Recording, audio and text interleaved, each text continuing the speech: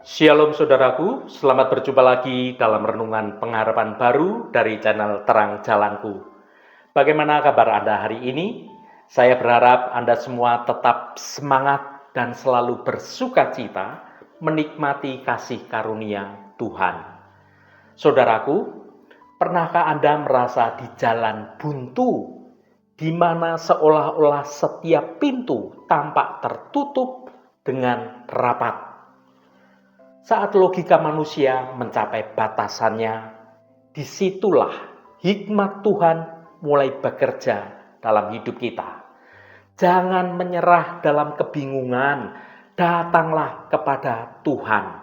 Mintalah tuntunan dari Tuhan, karena Tuhan itu selalu punya cara yang ajaib untuk dapat membukakan jalan keluar yang baru atau membuka pintu-pintu yang tertutup. Saat kita merasa tidak lagi tahu harus berbuat apa. Saudaraku, hari ini saya akan menyampaikan renungan dengan judul Saat Langkah Terasa Buntu, Mintalah Hikmatnya.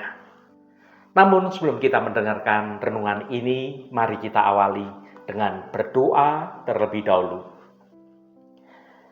Bapa Surgawi, kami datang ke hadirat-Mu dengan hati yang terbuka. Saat ini mungkin ada di antara kami yang merasa langkahnya terhenti di jalan buntu dan kehilangan arah. Kami mengaku bahwa hikmat kami terbatas, namun kasih-Mu sungguh tidak terhingga. Curahkanlah Roh Kudus-Mu agar kami mampu melihat jalan keluar yang Engkau sediakan di tengah kebuntuan kami. Ajarlah kami untuk tidak mengandalkan kekuatan sendiri, melainkan sepenuhnya bersandar pada kebijaksanaan-Mu yang ajaib. Terima kasih Bapa atas segala berkat Engkau. Dalam nama Tuhan Yesus Kristus kami berdoa. Haleluya. Amin. Saudaraku yang terkasih, pernahkah Anda merasa seolah-olah sedang mengemudi di jalan yang sungguh sangat sempit? Lalu tiba-tiba di depan Anda berdiri suatu tembok yang besar yang tidak bisa dilewati oleh Anda.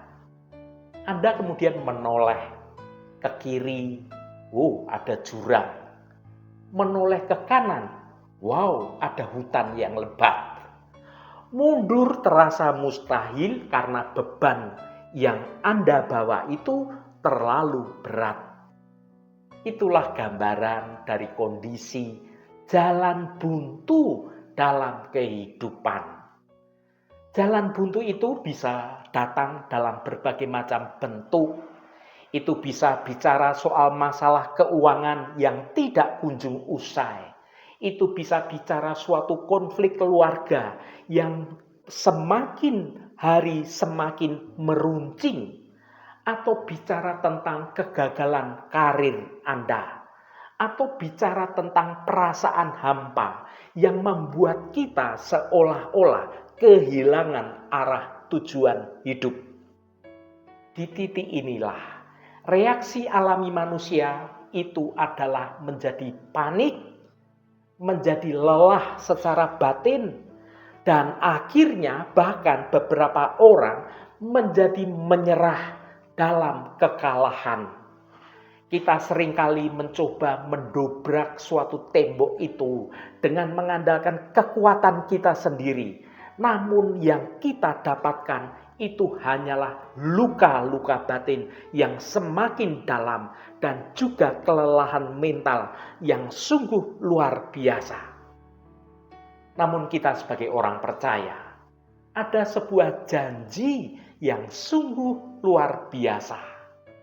Mari kita baca Yakobus pasal 1 ayat 5. Tetapi apabila di antara kamu ada yang kekurangan hikmat, hendaklah ia memintakannya kepada Allah, yang memberikan kepada semua orang dengan murah hati dan dengan tidak membangkit-bangkit.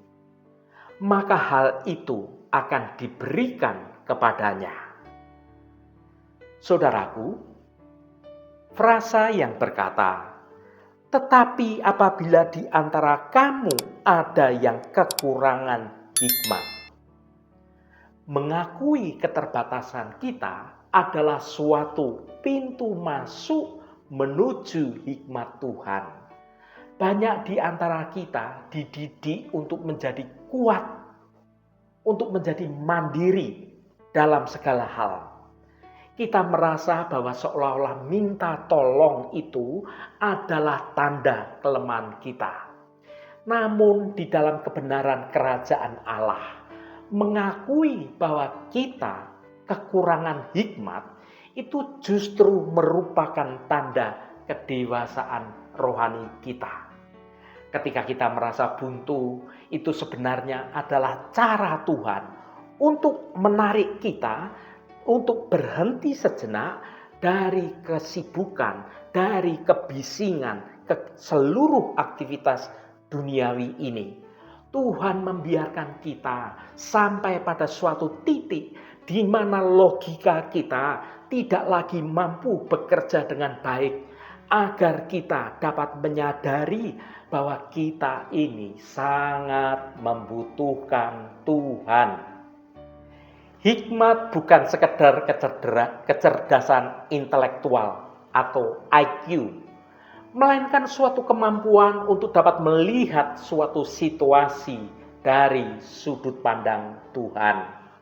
Saat kita berkata, "Tuhan, aku tidak tahu harus berbuat apa lagi." Saat itulah kita sedang membuka suatu pintu bagi intervensi surgawi terjadi melanda hidup kita. Jangan malu untuk mengakui segala kebuntuan yang sedang Anda hadapi. Ingatlah saudaraku, bahwa Musa pun pernah mengalami jalan buntu saat dia berdiri di depan laut Teberau, dan barulah ia berserah, dan Tuhan membelah jalan bagi bangsa Israel. Saat kita berserah sepenuhnya dan berharap hanya kepada Tuhan, Tuhan membuat mukjizat bagi kita. Saudaraku yang dikasihi Tuhan, ayat ini memberikan suatu instruksi yang sungguh sangat sederhana. Hendaklah ia memintakannya kepada Allah. Pertanyaannya, mengapa kita seringkali lebih memilih untuk mengadu di media sosial, mengeluh kepada teman selama berjam-jam, atau memikirkan suatu skenario terburuk di dalam pikiran kita, daripada kita ini bersujud, berdoa, menyembah, memuji Allah Bapa kita? Meminta hikmat berarti kita mengakui bahwa Allah adalah sumber segala solusi. Allah tidak hanya tahu jalan keluarnya, saudaraku. Dialah sang jalan keluar itu sendiri.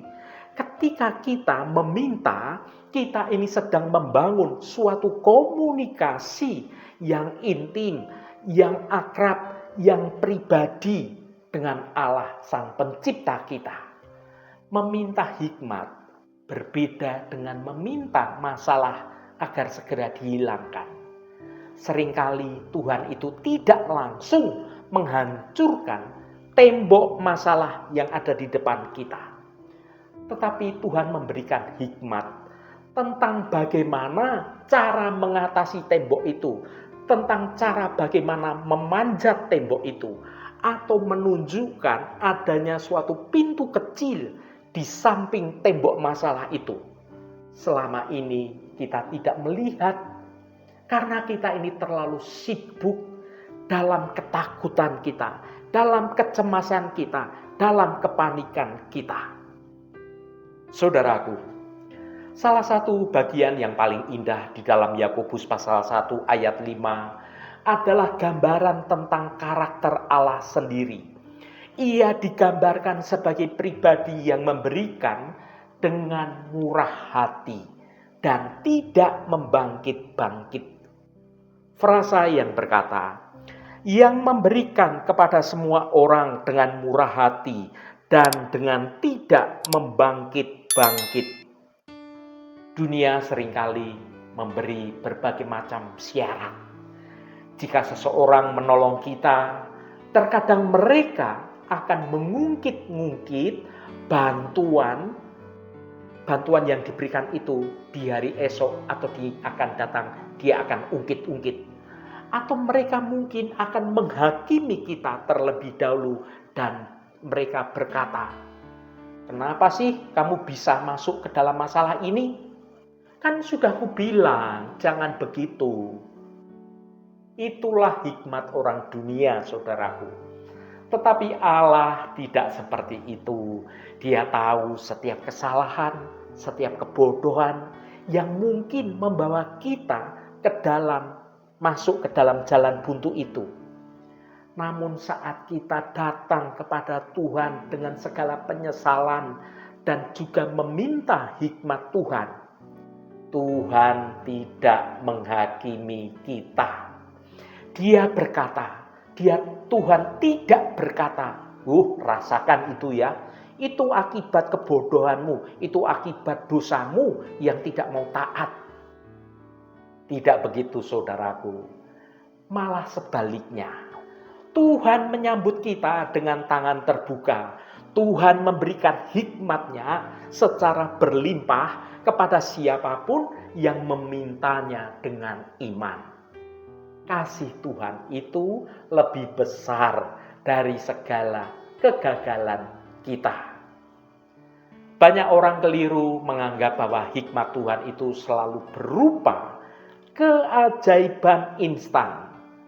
Meskipun Tuhan sanggup melakukan semuanya itu, seringkali hikmat Tuhan itu bekerja melalui suatu proses yang mengubah cara pikir kita.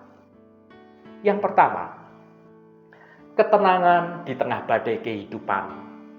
Hikmat memberikan kita damai sejahtera yang melampaui akal budi.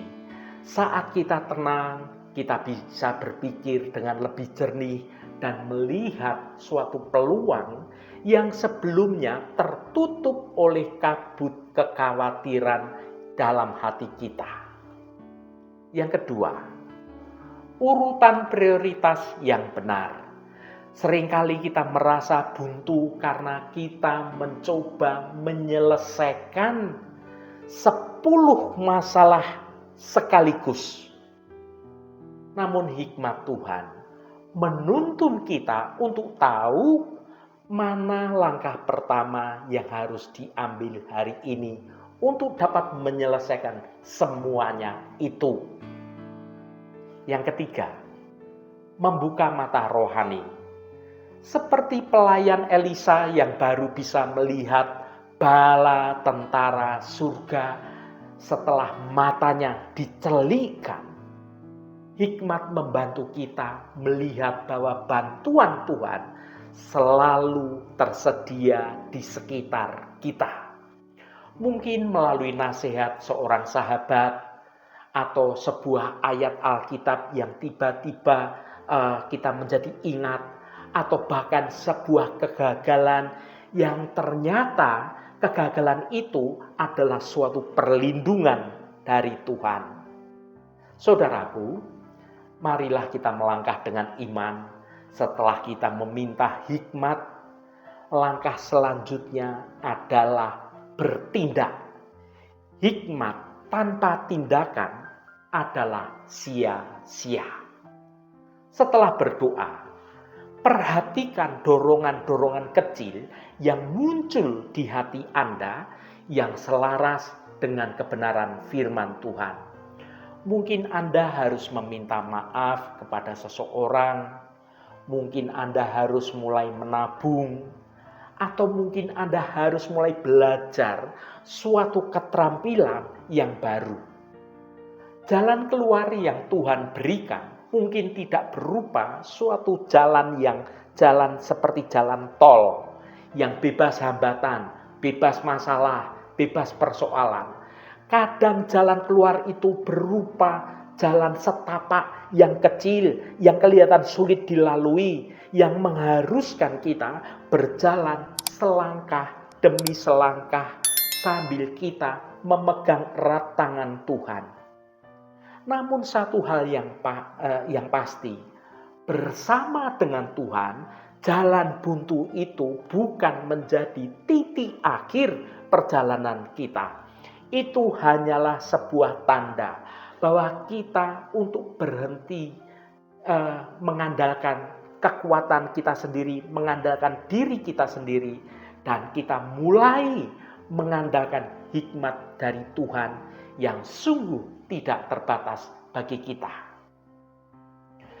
Saudaraku yang diberkati Tuhan, jika hari ini Anda merasa sedang berada di ujung tanduk, jangan menyerah. Jika pikiran Anda saat ini seolah-olah buntu dan hati Anda terasa begitu sesak, ingatlah firman Tuhan dalam Yakobus pasal 1 ayat 5. Datanglah kepada Bapa yang murah hati itu, mintalah hikmat Tuhan. Dia tidak akan membiarkan Anda tersesat. Dia sedang mempersiapkan sesuatu yang lebih indah dari segala kebutuhan Anda saat ini. Percayalah, saat langkah kita berhenti, langkah Tuhan jauh akan mulai dilakukan. Langkah Tuhan baru saja dimulai ketika kita berhenti melangkah.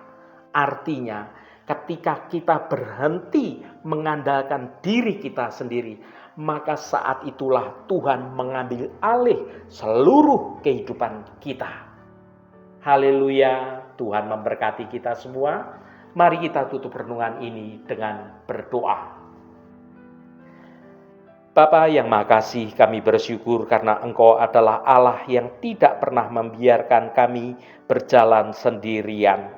Saat ini kami membawa setiap kebuntuan, setiap kebingungan, dan setiap beban berat yang menghimpit langkah kami ke hadirat Engkau. Sesuai janji-Mu dalam Yakobus pasal 1 ayat 5, kami mohon hikmat-Mu yang melimpah. Tolonglah kami agar tidak lagi mengandalkan logika yang terbatas, melainkan bersandar pada kedaulatan-Mu. Bukalah mata rohani kami untuk dapat melihat jalan keluar yang telah Engkau sediakan, yang mungkin selama ini tertutup oleh berbagai macam kekhawatiran kami. Terima kasih karena Engkau memberi dengan murah hati tanpa menghakimi masa lalu kami. Biarlah damai sejahtera-Mu menuntun setiap keputusan kami mulai saat ini. Terima kasih Tuhan, segala hormat, pujian, dan ucapan syukur hanya bagi Engkau Allah yang kudus. Saudaraku, bukalah hatimu dan tengadahkan tanganmu. Terimalah berkat Tuhan. Tuhan memberkati engkau dan melindungi engkau. Tuhan menyinari engkau dengan wajah-Nya dan memberikan kasih karunia. Tuhan menghadapkan wajah-Nya kepadamu dan memberikan damai sejahtera. Berkat anugerah dari Bapa Surgawi, cinta kasih karunia dari Tuhan Yesus Kristus, dalam persekutuan dan penghiburan Roh Kudus, menyertai kita semua sekarang ini dan sampai selama-lamanya. Dalam berkat Tuhan Yesus Kristus, haleluya, amin. Puji Tuhan saudaraku semua, biarlah melalui renungan pengharapan baru dari channel Terang Jalanku ini, iman kita dapat bertumbuh dalam kebenaran Tuhan. Saudaraku, saya sangat senang sekali dan berterima kasih jika Anda berkenan memberikan komentar pada konten video ini dan bagikan renungan ini pada teman dan sahabat Anda, agar mereka diberkati juga melalui renungan ini. Terima kasih saudaraku, sampai bertemu kembali. Shalom, Tuhan memberkati.